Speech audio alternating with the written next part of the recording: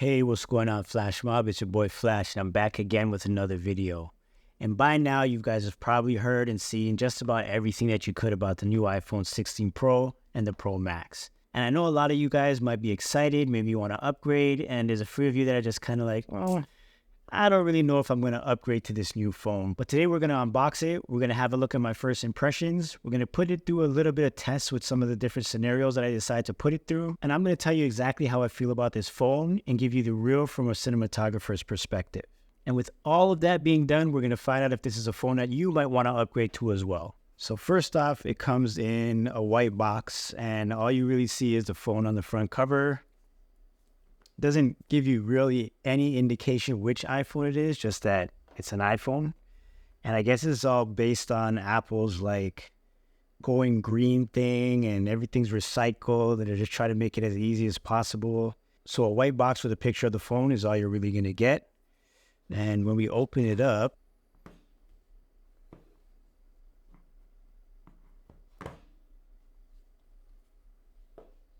you're greeted by the phone right away. And I decided to go with the black 16 Pro Max with 512 gigabytes of internal storage.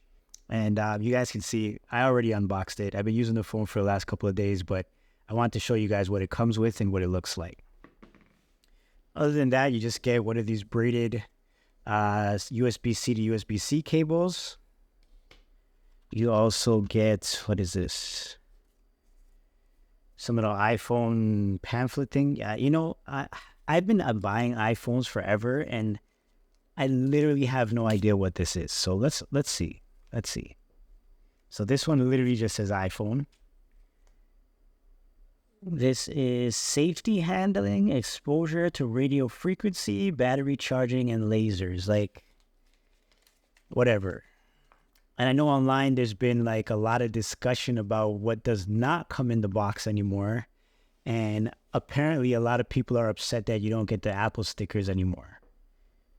For all those type of people, honestly, I don't know what you're wasting your time with, and if you just like to complain just in general, but what did you ever do with the Apple stickers before?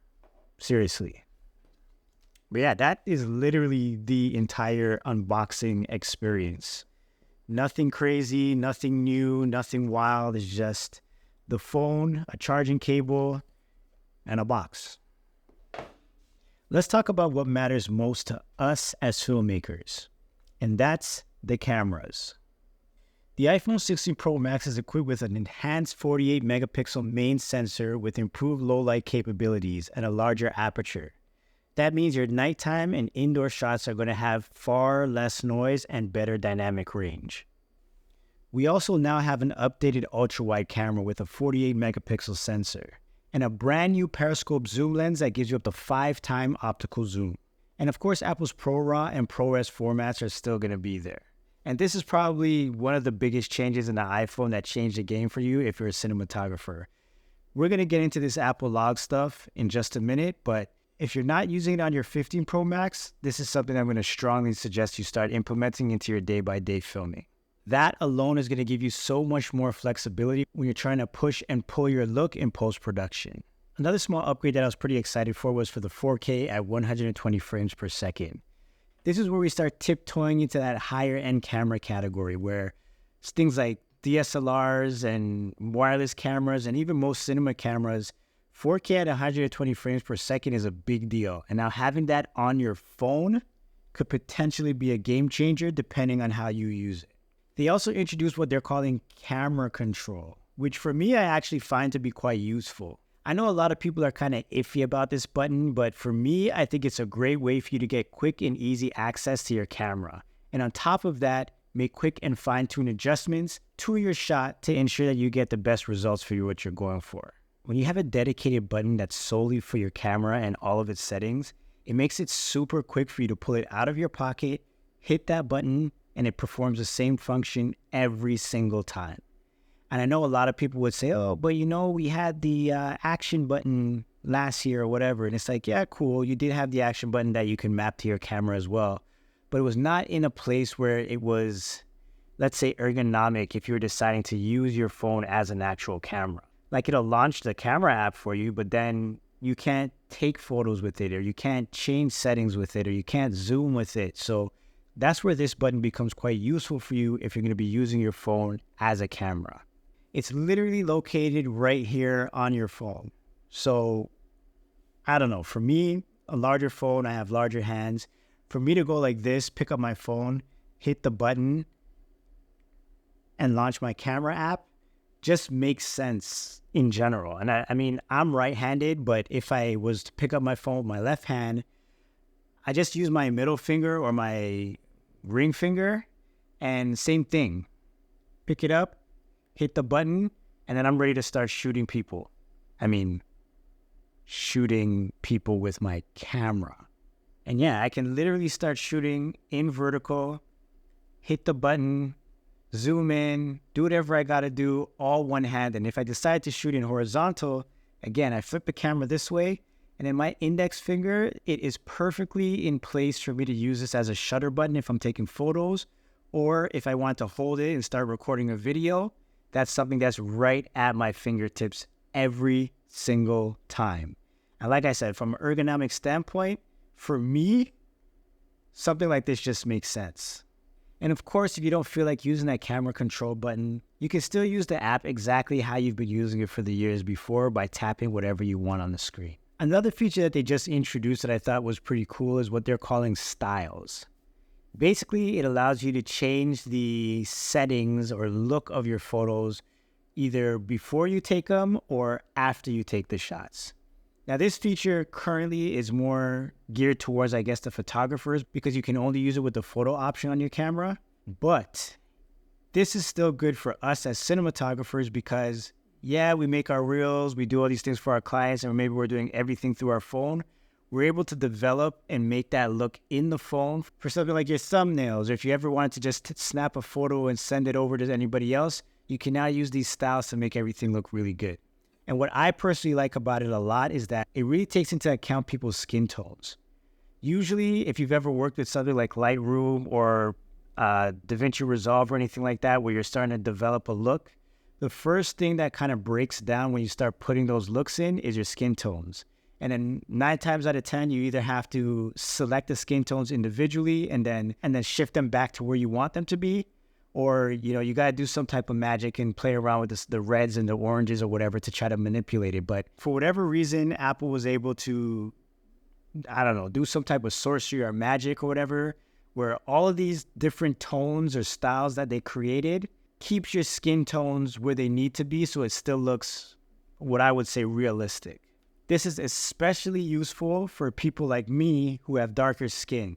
When you start trying to play around with the shadows or the midtones, because our skin kind of falls into that spectrum, it starts shifting really easily. So whatever they did here to help prevent that from happening, I thought was pretty outstanding. Now I'm going to take a minute to talk about this 4K 120 frames.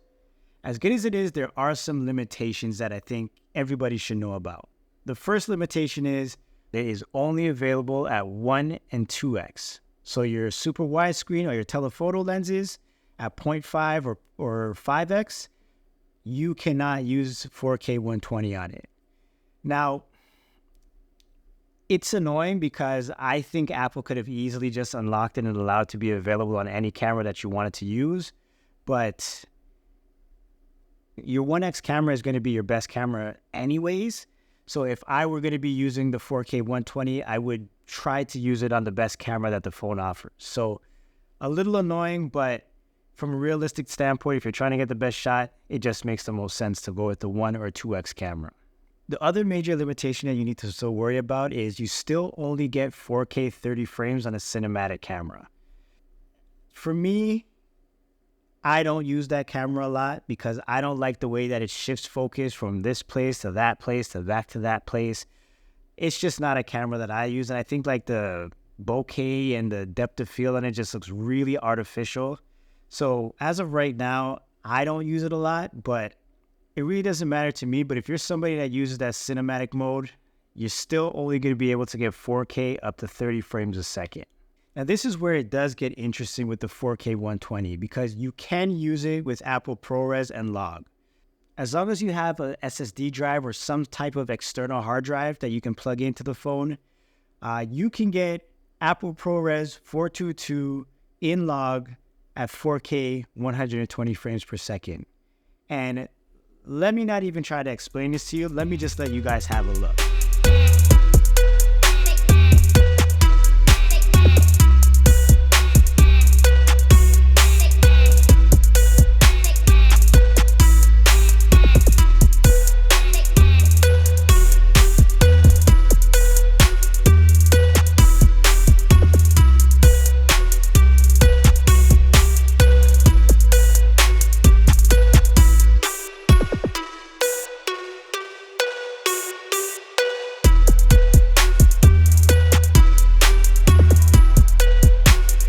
Absolutely incredible. And here's the thing that a lot of you guys probably didn't notice about that footage. I mixed in some clips with my red KOMODO X. And if I didn't tell you this, chances are you probably would never have known that I did that. That's how good that these phones cameras are becoming. I'll tell you this much. If you have the iPhone 15 Pro Max or later and you're not utilizing this camera on it, you're truly missing out on something amazing.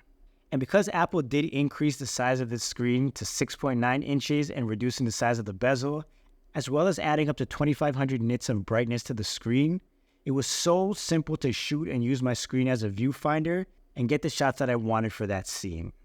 I'm telling you, for what this phone costs and what it can do in terms of your camera, I don't know, man. It's becoming more and more justifiable to have a phone as your main driver than going out and buying a new DSLR or something like a cinema camera. One other thing that I'll mention about the screen and its brightness is that it's now able to reduce down to 1 nit of brightness. Now, I don't know about you guys if you share a bed with your partner or whatever, but if you do, having the ability to turn down the brightness on your screen to 1 nit so that you can continue to doom scroll as long as you want without disturbing them, it's definitely a feature in its own that you should appreciate. Two other things that I use this screen for a lot is consuming content, so YouTube or Netflix or whatever. I watch a lot of videos on my phone, so this larger screen helps with that. And like I said before, I also have the KOMODO X, and with the Full Control app, I can also use this phone as a monitor when I'm shooting with that camera if there's any point where I want to try and be as low profile as possible. So all in all, amazing screen put on this iPhone 16 Pro Max. And if you talk about the camera, you're talking about the screen, the next thing you got to talk about is the battery. And Apple has made huge improvements on the 16 Pro Max battery. Your battery life is something that cinematographers can truly appreciate on a cell phone. As you know, one of the easiest ways to chew up the battery life is by taking a lot of photos, keeping the screen on, and recording videos. You're now getting up to 3 additional hours of video playback compared to the 15 Pro Max. That means that you have about 3 more hours of filming before you have to start worrying about charging your phone at the end of a long day. Now, here's a question that everybody always wants to know. Should you upgrade? Now, I'll be honest with you. If you're the average person that just uses your phone as a phone majority of the time, and maybe every now and then you'll take a few pictures of your kids or a couple of videos of, whatever's happening at an event that you're at, upgrading from the 15 Pro Max or maybe even the 14 Pro Max is not going to make a big difference for you. But if you're someone like me who is thoroughly obsessed with technology and just having the ability to pump out the best possible image that you can out of whatever device or phone or camera or whatever that you're using, then it's going to be hard for you not to want to upgrade to this one. With that 48 megapixel camera upgrade, the photo styles, the 4K at 120, Apple ProRes and log options, it's literally a cinema camera in your pocket. And we haven't even had the chance yet to get into Apple Intelligence, which I'll probably save for another video when it actually comes out. Leave a comment below letting me know that you're interested in getting a tutorial on how to color iPhone footage. And I'll save that for another video. But yeah, all in all, I'm super impressed with the phone. Again, this was just everything that I saw from a cinematographer perspective. What looks good, what works good, what's kind of ergonomic, what is not so good. And if anything that I talked about made sense to you as an individual that's maybe holding on to the 14 or 15 and you're looking to upgrade, if you're going to use it, you're going to love it. But if you're not so into it, don't waste the money. But that's going to be it for this video. That is my initial feelings about the phone and a quick glimpse on how I use it on a day-by-day basis for some of the work that I do. If you like what I talked about and you want to see more, make sure you go ahead and hit that subscribe button. And if this video helped you in any way, make sure you hit that like button as well so other cinematographers can see it too. I just want to say thank you as always for coming and hanging out with me. And just remember to look, learn, and share. Take it easy, guys. Peace.